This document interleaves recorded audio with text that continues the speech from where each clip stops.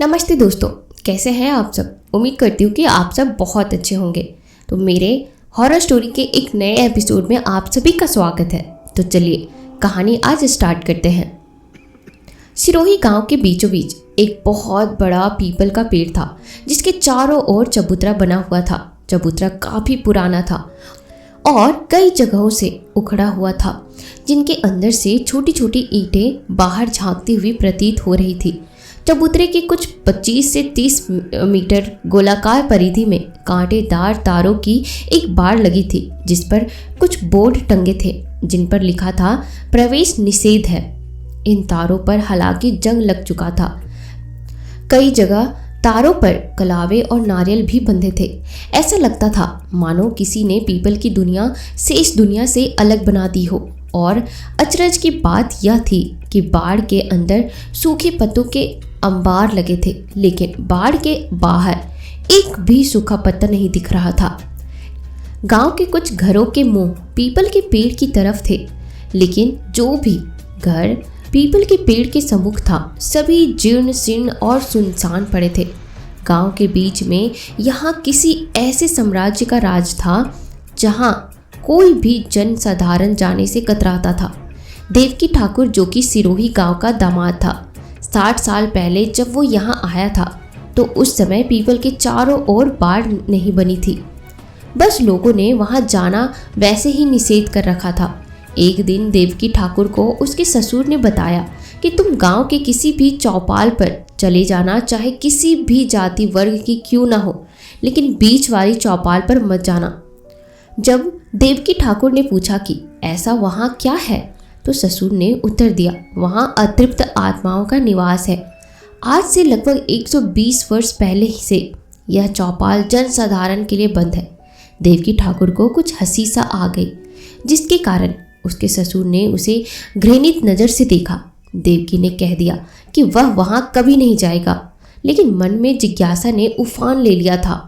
पहले देवकी के मन में पीपल के पेड़ को लेकर कोई भ्रम नहीं था, लेकिन अब उसके मन में तरह तरह के सवाल पैदा हो गए थे, जिनके जवाब उसको पीपल का वही पुराना पेड़ दे सकता था। दोपहर सिर पर चढ़ गई थी। जेठ का महीना और तपती लू में लोग घरों में दुबके पड़े थे। गलियों में इंसान तो क्या, परिंदा भी नहीं दिखाई दे रहा था। सिर्फ साई साई की खौफनाक हवा की गूंज और पत्तों की सरसराहट सुनाई दे रही थी। देवकी ने एक पल के लिए चारों ओर नजर दौड़ाई, उसको कोई नहीं दिखा। जब वह आगे बढ़ने लगा तो एकदम से काली बिल्ली रास्ता काट गई। अब देवकी जब भूतों पर ही यकीन नहीं करता तो बिल्ली पर क्या खाक करता। देवकी के कदम पेड़ की तरफ बढ़ रहे थे। पीपल का पेड़ सामने था। तभी देवकी ने दोबारा रुककर पेड़ को देखा। जैसे ही वो आगे बढ़ने लगा कि किसी ने उसके कंधे पर हाथ रखा। देवकी एकदम से शांत खड़ा रह गया। पीछे मुड़कर देखा तो उसका साला देवदत्त वहाँ खड़ा था। अरे जीजा जी, आप यहाँ क्या कर रहे हैं? देवदत्त बोला। देवकी ने एक लंबा सांस खींचा और बोला, अरे कुछ नहीं, बस मैं भोजन के बाद टहलने के लिए इधर आ गया था। अरे जीजा जी, यह कोई टहलने की जगह नहीं है, देवदत्त बोला।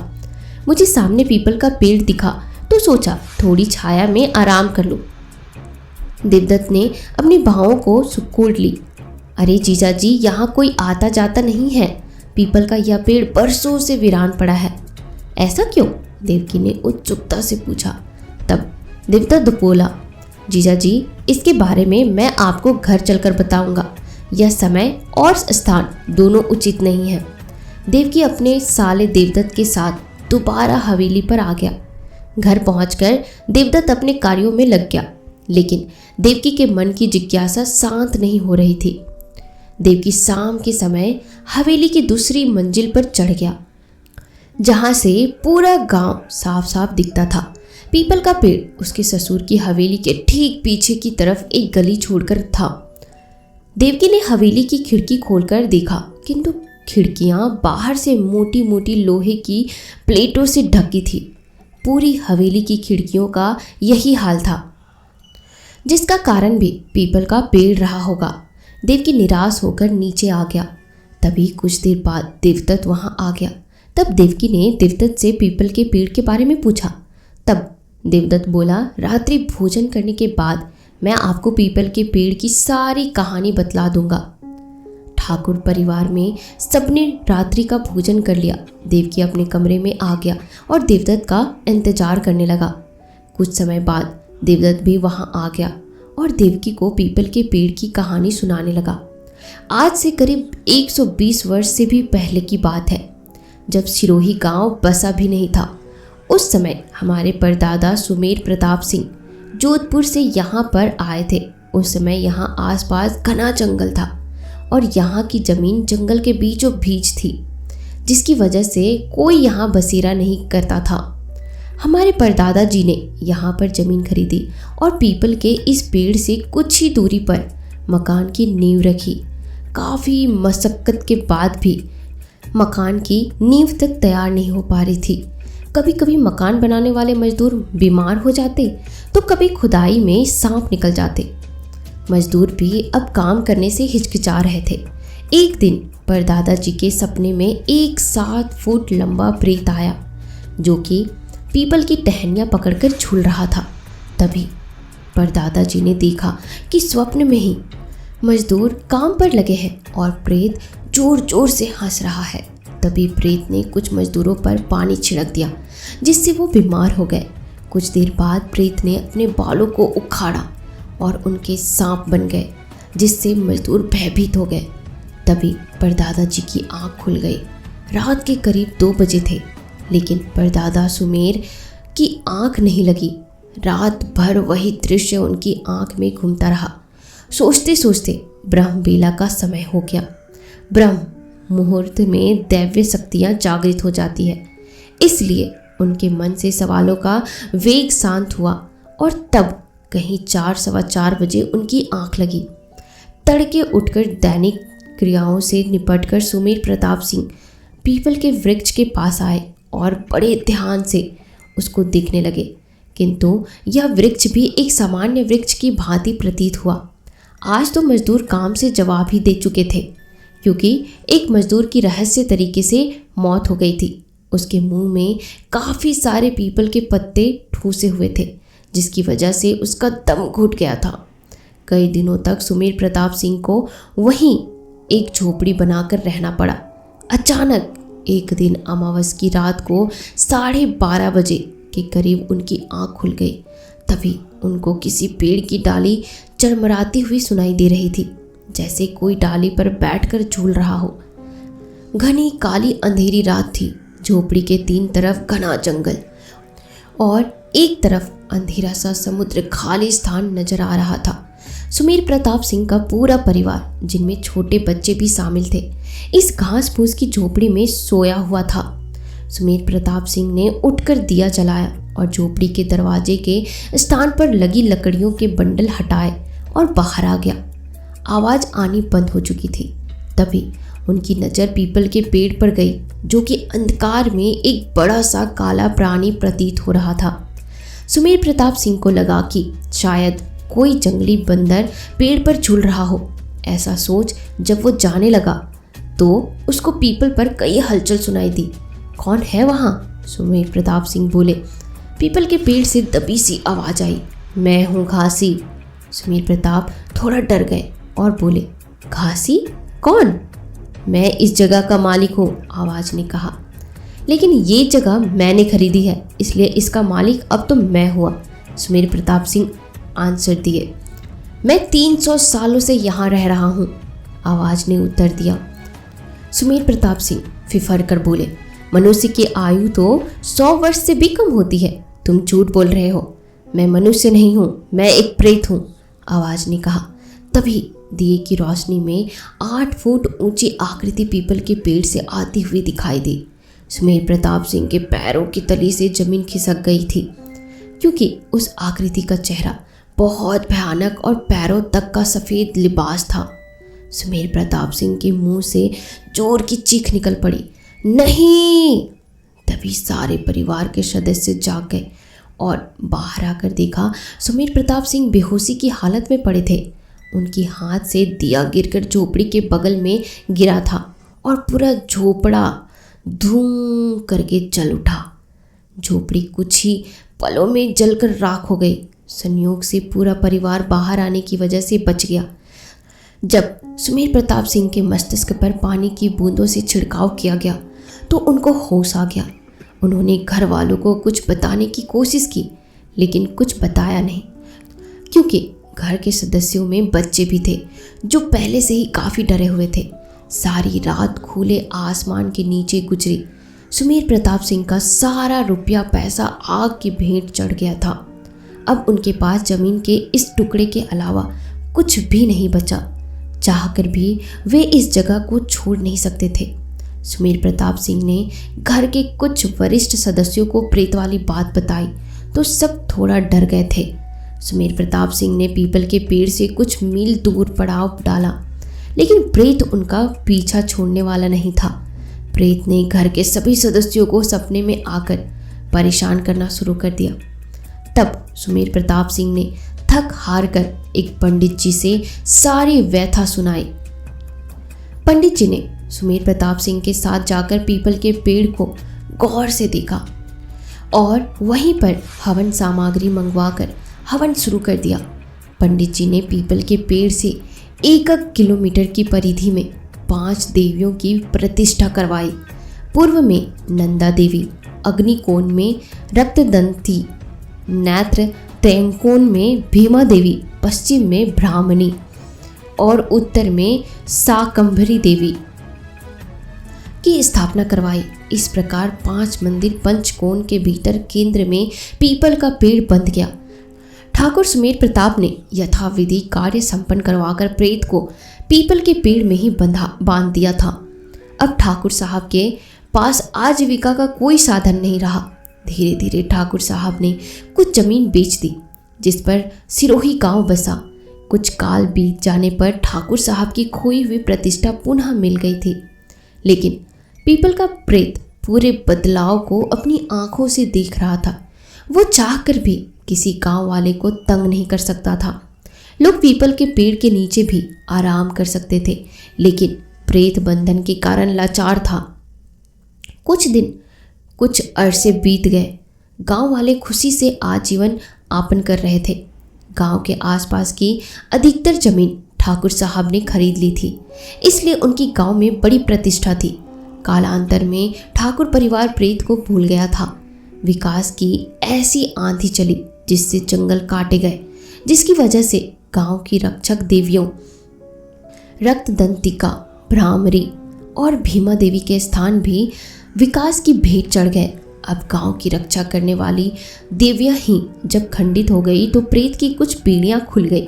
प्रेत ने ठाकुर परिवार से प्रतिशोध लेने के लिए गांव में महामारी पैदा कर दी।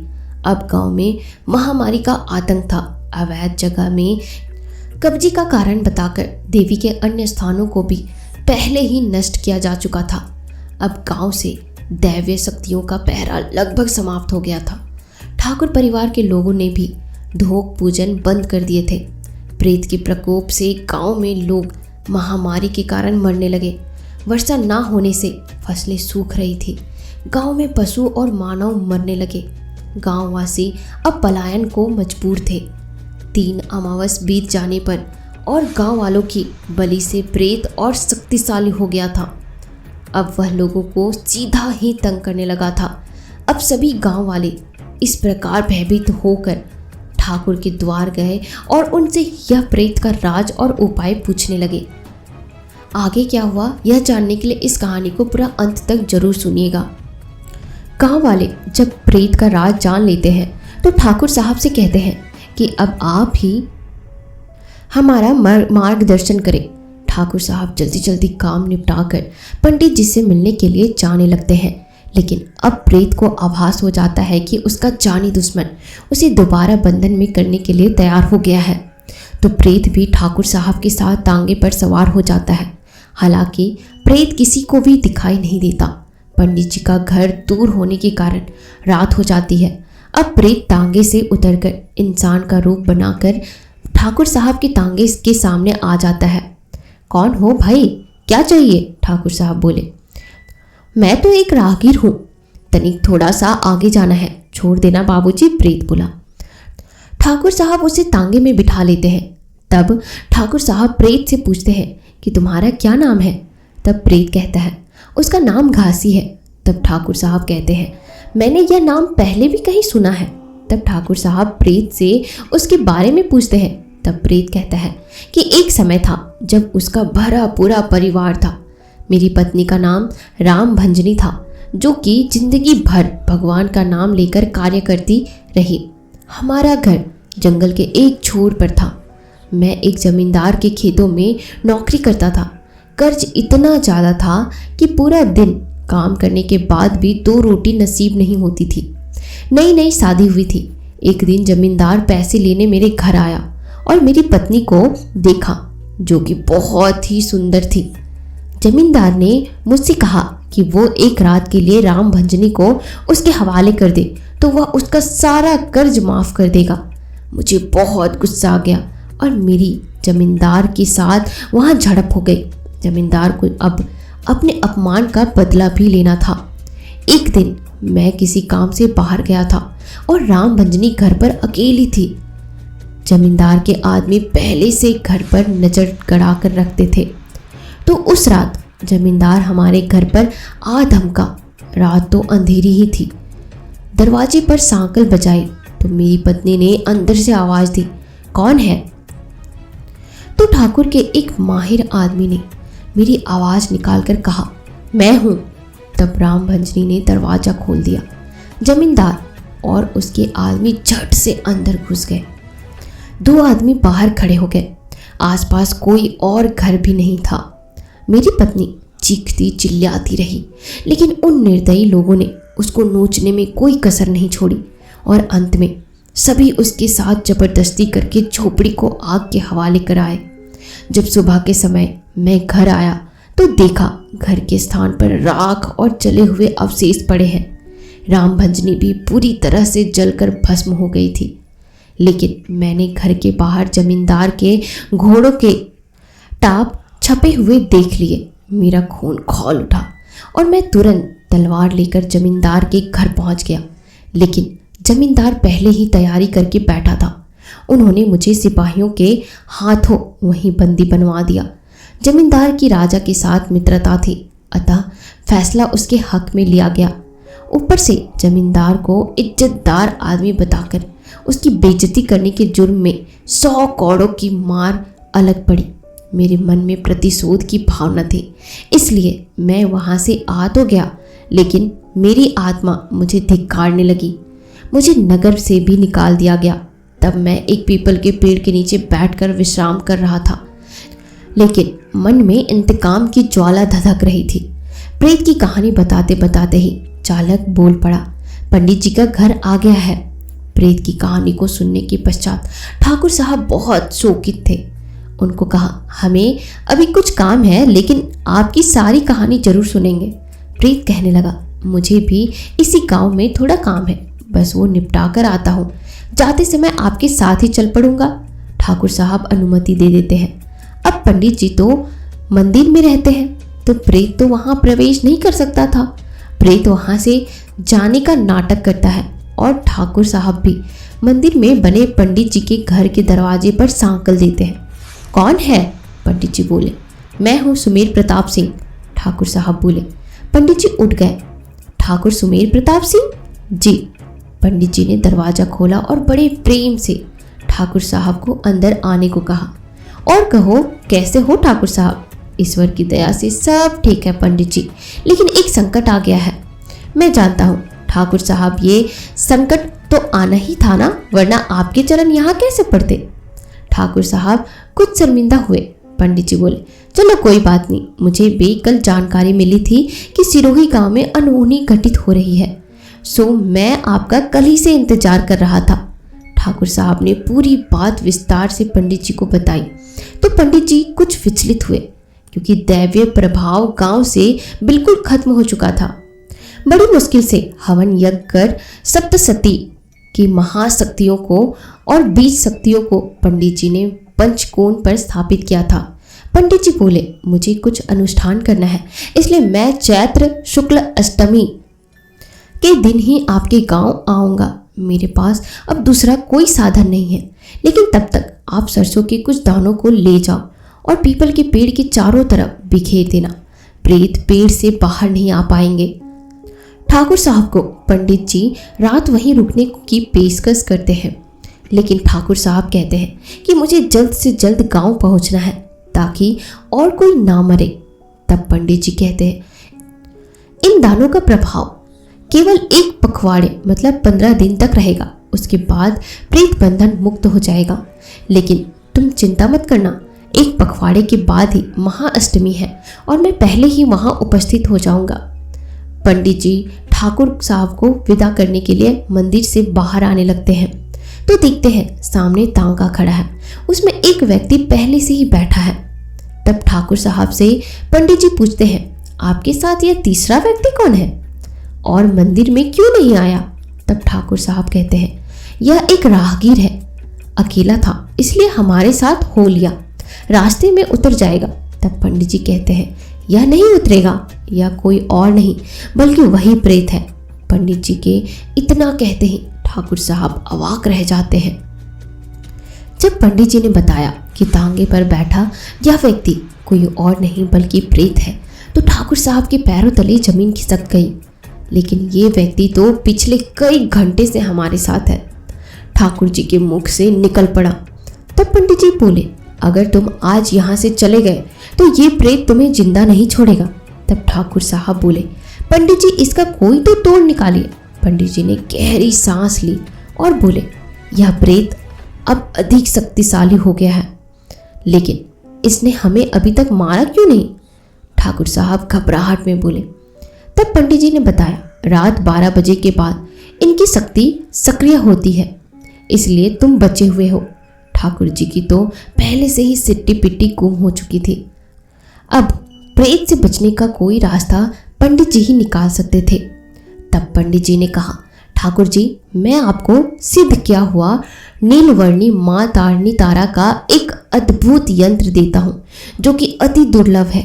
तारणी माँ तारा, ये कौन है? ठाकुर जी बोले।